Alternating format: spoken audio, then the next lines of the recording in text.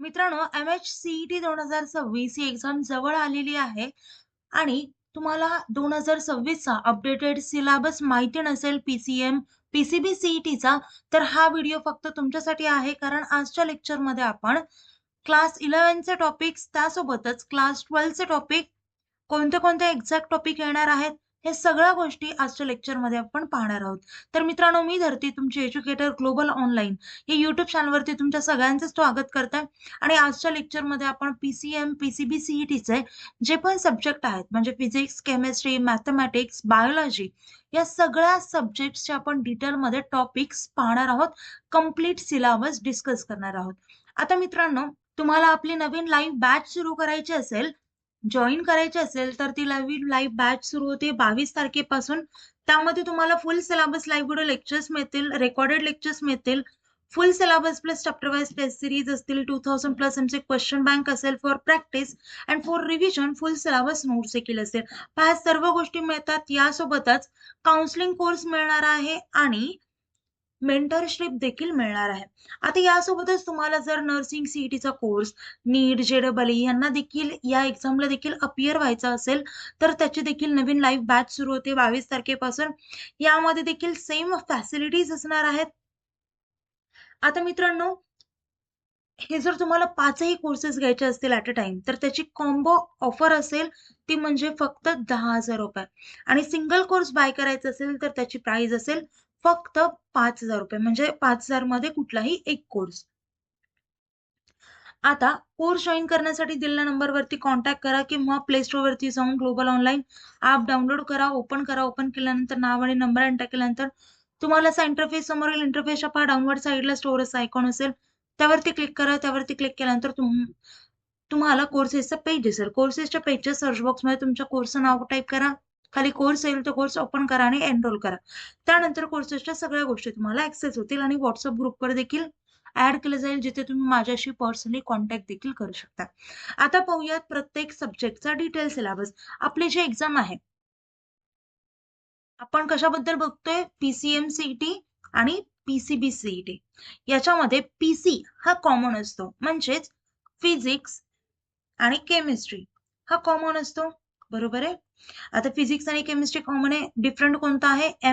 जर तुम्ही PCM CET देत असाल, तर तुम्हाला मॅथेमॅटिक्स असेल आणि जर PCB CET देत असाल, तर तुम्हाला बायोलॉजी हा सब्जेक्ट असेल. आता फर्स्ट ऑफ ऑल पाहूयात फिजिक्सचे टॉपिक्स. 11वीचे आहे. आता जो सिलेबस आहे तो 11th मधून 20% येतो अँड 12th मधून 80% सिलेबस कव्हर केला जातो. 11चे टॉपिक्स पाहूयात. फिजिक्सचे motion in a plane, laws of motion, gravitation, thermal properties of matter, sound, optics, electrostatics, semiconductors, error analysis, vector. त्यानंतर आहेत 12चे टॉपिक्स.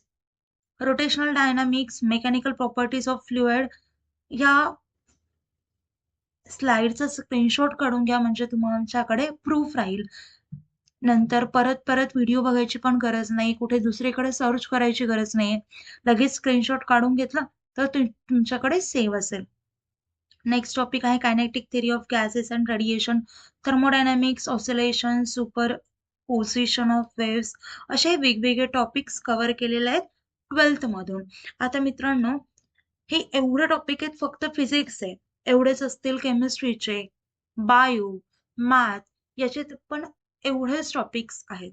आता हे कव्हर कसे करायचे? तर फर्स्ट ऑफ ऑल तुम्हाला थेरी समजून घ्यावी लागेल. ओके. थेरी थेरी नंतर सॉल्व्ह करायचे MCQ. MCQ नंतर सॉल्व्ह करायचे PYQs. आता जर कोर्स आपला जॉईन केला, तर आपण आपल्या कोर्समध्ये शिकवत असतो आधी थेरॉटिकल एक कन्सेप्ट. आपण रोटेशनल डायनामिक्स घेतला, तर रोटेशनल डायनामिक्स आधी टॉपिक संपवतो, थेरॉटिकल पूर्ण थेरी शिकवतो. त्यानंतर तुमच्याकडून MCQ सॉल्व्ह केले जातात. त्यामध्येच PYQs देखील इन्क्लुडेड असतात. कशा टाईपचे एक्झाममध्ये क्वेश्चन्स असतील हे देखील सगळं सांगितलं जातं आणि लाईव्ह लेक्चरमध्ये तुमचे डाऊट्स देखील लगेच सॉल्व्ह होतात. आणि तिथे जरी डाऊट नाही सॉल्व्ह झाले, तुम्ही WhatsAppवर सुद्धा आपल्याला मेसेज करू शकता. आता केमिस्ट्रीचे टॉपिक्स पाहूयात. 11th मधून कोणते येतात? Some basic concepts of chemistry, structure of atom, chemical bonding, redox reaction, elements of group 1 and 2 असे बरेचसे टॉपिक आहेत. अँड 12th चे कोणते येतात केमिस्ट्रीचे? तर solid state, solutions, ionic equilibria, chemical thermodynamics, electrochemistry, chemical kinetics यासोबतच असे बरेचसे टॉपिक आहेत. तुम्ही स्क्रीनशॉट काढून घेऊ शकता. नेक्स्ट आहे तो म्हणजे मॅथचा 11चा सिलेबस. त्यामध्ये कोणते टॉपिक कव्हर केले तर trigonometry, straight line, circle, conics हा 2024 पर्यंत टॉपिक नव्हता. हा 2025 पासून सुरू केला आहे. 2025 पासून कोनिक्स टॉपिक. नंतर आहे प्रोबॅबिलिटी. असे बरेचसे टॉपिक्स आहेत. हे पहा लिहून दिलेत मी इथे, तुम्हाला स्क्रीनशॉट काढून घ्या. 12चं पाहिलं तर 12चं येतं mathematical logic, matrices, trigonometric functions, pair of straight lines, vector, अजून डिफरन्शिएशन, डेरिव्हेटिव्हज, इंटिग्रेशन असेल, differential equations, binomial distribution, probability distribution, अशा बरेचसे टॉपिक आहेत. ओके, प्रत्येक टॉपिकची आधी बेस समजून घ्या. प्रत्येक चॅप्टरचा, प्रत्येक टॉपिकचा, त्याचे फॉर्म्युलेज कसे आलेत, सगळ्या गोष्टी जर तुम्हाला बेस कळाला तर तुम्हाला क्वेश्चन सॉल्व्ह करता येईल. नाहीतर तुम्हाला जर माहितीच नसेल की त्याचा फॉर्म्युला काय आहे, त्याचा अल्गोरिदम कसं वर्क करतं, त्याशिवाय तुम्हाला कळणार देखील नाहीये. सो कुठल्या तरी छान एक्सपर्टच्या गायडन्सनुसार तुम्ही हे सगळ्या गोष्टी, सिलेबस तुमचा कव्हर करू शकता आणि तेव्हाच तुम्हाला एक्झाममध्ये 95+ पर्सेंटेज नक्कीच पडतील. आता नेक्स्ट पाहूयात बायोलॉजीचे 11चे टॉपिक. इथे आहे biochemistry of cell, diversity in organisms, plant growth and development, plant water relations and mineral nutrition, organisation of cell, tissues, nutrition, respiration, हे सगळे टॉपिक्स कव्हर केले जातात. 12चं बघितलं तर 12मध्ये जेनेटिक्स, बेसिस ऑफ इनहेरिटन्स, याच्यामध्ये बायोलॉजी, झुलॉजी हे सगळे टॉपिक्स इन्क्लुडेड असतील. त्याच्यानंतर expression and regulation, biotechnology, enhancement in food production, microbes, photosynthesis, असे बरेचसे आहेत टॉपिक. त्यानंतर इथे origin, evolution of life, human health and diseases, animal husbandry, circulation, हे सगळे टॉपिक्स बायोलॉजी या सब्जेक्टमधून कव्हर केले जातात. आता हे सगळ्या गोष्टी झाल्यात. खूप मोठा सिलेबस आहे, वास्ट सिलेबस आहे आणि तुम्हाला हा सिलेबस एक्सपर्टच्या गायडन्स शिवाय कव्हर होणं थोडंसं इम्पॉसिबल आहे. आय एम नॉट सेइंग की इम्पॉसिबल आहे, पण तेवढं शक्य नाहीये.